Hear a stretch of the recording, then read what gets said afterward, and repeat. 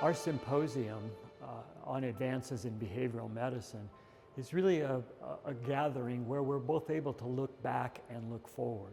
So a bit of looking back about how did this field develop, and we were able to do some of the seminal work in behavioral medicine at the University of California, San Diego School of Medicine. Behavioral medicine has always really been a part of general medicine and healthcare, not though in a formal way. We've always thought about things like patient well-being, patient's emotions, but we've typically separated the health, the wellness, the behavioral science piece of that into a specialty. What struck me about behavioral medicine was that it allowed me to apply psychiatric skills and pharmacotherapy in the context of a psychotherapeutic relationship, if you will.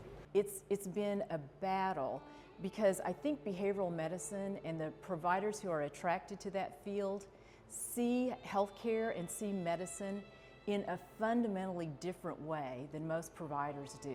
So that's been the challenge for me. How do you change the way people conceptualize their work? How do you change the way they conceptualize how to treat a patient?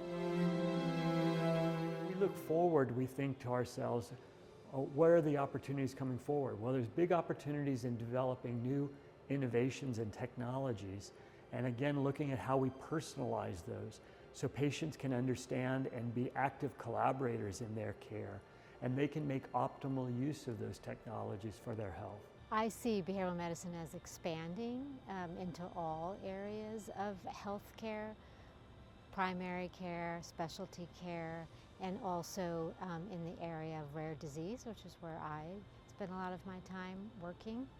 We can look at ways to change patient behavior, both through better adherence, better use of lifestyle treatments, promotion of exercise, better diet, and on the clinician side, ensuring that clinicians are making the best decisions for patients and those that are concordant with guidelines. You know, the Honor Health Research Institute has become known as that partner of choice for accelerating medical innovation.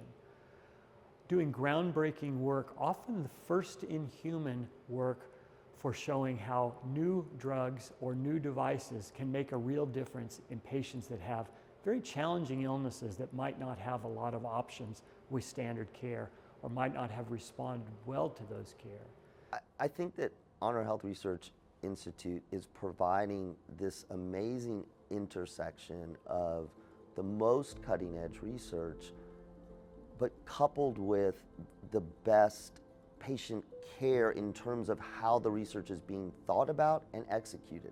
I believe that Honor Health Research Institute is engaged in a number of really exciting and important endeavors that are making major advances in the world in a number of areas, oncology, cardiology, neurosciences, and so forth.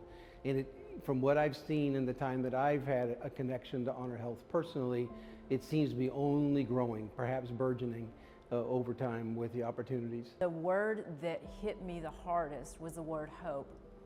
Because I can tell you, if you build a research institute with that in mind and just the concept of hope and how important and absolutely essential it is for patient care, that's an institute that's on the right track. I have really the distinct honor and good fortune of having my career bookended by truly exceptional colleagues in my early career and currently at the Honor Health Research Institute. I don't know if I could say the same thing about all the Middle Ages, but you know how Middle Ages are. This gave us the occasion of my 65th birthday, got me to looking back and saying, well, where have I come from in my career and where is that going? One word to describe Dr. Slater. Could I use two words to describe Dr. Slater? One word would be sensitive. Great guy. Sharp, intelligent, and funny. Beach bum. I worked for a lot of people before I came to work for Mark, and I've never worked with anybody who was a better boss, a nicer person. It was a joy to go to work every day. One of the things I really loved about working with Mark was he really did make science interesting. He made curiosity important. Mark has an incredible love of science and a love of having fun. And so I had worked in a number of different labs prior to working for Mark, and I found that the combination of rigor and also having fun was a great match for me and something that I really enjoyed. That he was all about excellence. He just wanted to do the best job possible, and he wanted the best people possible. And that is one of the strongest strengths about him. He is very, very humble. I don't think I've ever met anybody who's more humble than him.